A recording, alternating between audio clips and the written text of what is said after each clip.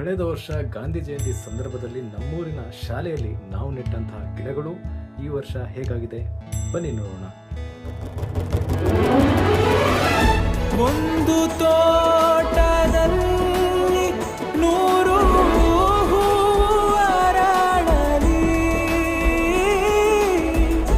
ಎಲ್ಲ ಕೂಡಿ ಆಡುವಂಥ ಗಾಳಿ ಬೀಸಲಿ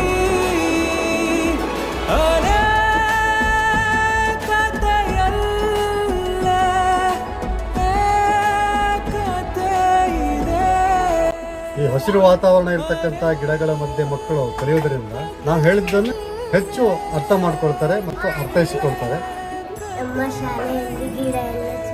ಮಲೆನಾಡು ಭಾಗದಲ್ಲಿ ಸಾಕಷ್ಟು ಕನ್ನಡ ಶಾಲೆಗಳು ಕ್ಲೋಸ್ ಆಗ್ತಾ ಇದೆ. ಕನ್ನಡ ಶಾಲೆಯನ್ನು ಉಳಿಸುವಂಥ ಪ್ರಯತ್ನವನ್ನು ನಾವೆಲ್ಲರೂ ಕೂಡ ಮಾಡಬೇಕು.